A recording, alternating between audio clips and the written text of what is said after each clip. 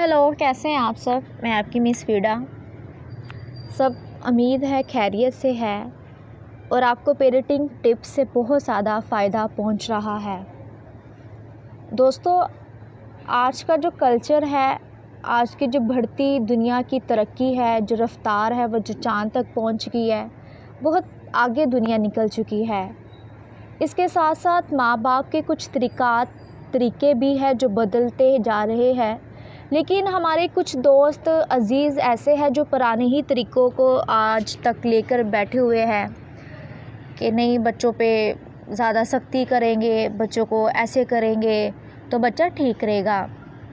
वजह है कि हमारे जो माँ बाप थे पुराने वक्तों में वो ऐसे ही करते थे, लेकिन आज का दौर बदल चुका है। मेरा नहीं ख्याल कि अगर वन डे से ही बच्चे को अच्छी तरबियत कर दी जाए, रूल रेगुलेशंस के साथ उसको बता दिया जाए, बेटा ये आपका वक्त है, इस वक्त में टीवी देखना है, इस वक्त पे शॉपिंग करने जाना है, शॉपिंग जब करने जाएंगे तो हम वहाँ पे इस वक्त के लिए यहाँ पे रुकेंगे, इस वक्त में हम ये करेंगे। तो आहिस्ता आहिस्ता करके बच्चों को जब सारा कुछ ही बता दिया जाए 7 साल की उम्र तक, तो मेरा नहीं ख्याल बच्चा बिगड़ सकता है, बच्चा बदतमीज़ी करेगा, बच्चा कुछ भी करेगा। चलिए आज आपके साथ एक इसी के मुताबिक स्टोरीज शेयर करती हूँ। ये कहानी एक ऐसी माँ की है जो अपनी सख्ती में इतना आगे बढ़ गई कि अपने ही बच्चों के दिलों में अपना एहतराम खो बैठी। एक छोटे से घर में ज़ीनत बीबी अपने 3 बच्चों के साथ रहती थी। वो एक मेहनती और नेक औरत थी, मगर एक आदत ने इसके रिश्तों में दरार डाल दी। वो क्या थी? इंतहाई पसंदी, इंतहाई सख्ती। ज़ीनत बीबी को यकीन था कि डांट और सख्त असूल ही बच्चे को सीधा रास्ता दिखा सकते हैं। सुबह से शाम तक वो हर वक्त हर बात पर बच्चों को टोकती। ये क्यों किया? ऐसे क्यों बैठे हो? ये बात क्यों कही? इसके घर में हंसी मजाक की कोई जगह ही ना थी। बच्चे इब्तदा में तो डर के मारे इसके हुक्मों पर अमल करते रहे, मगर आहिस्ता आहिस्ता इनके दिल में से माँ का खौफ ख़त्म होता गया।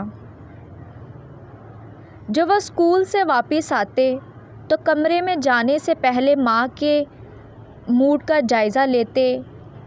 अगर वो नाराज़ होती तो बच्चे चुपचाप खाने के बाद अपने कमरों में चले जाते। एक दिन ज़ीनत बीबी को एहसास हुआ कि इसके बेटे हमज़ा को कुछ बदलाव सा पैदा हो रहा है इसके बेटे के रवैये में। वो पहले हर बात अपनी माँ से शेयर करता था, मगर अब चुपचाप रहने लगा। बेटी आयशा भी माँ से बात करना कम कर दी।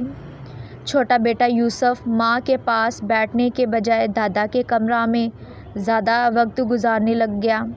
ज़ीनत बीबी को अजीब सा ख़िलाफ़ महसूस होने लगा। एक शाम इसने देखा कि बच्चे आपस में हंसी मजाक कर रहे हैं, खेल रहे हैं, मगर जैसे ही माँ कमरे में दाखिल हुई, बच्चे खामोश हो गए। इसके दिल में चुभन सी महसूस हुई।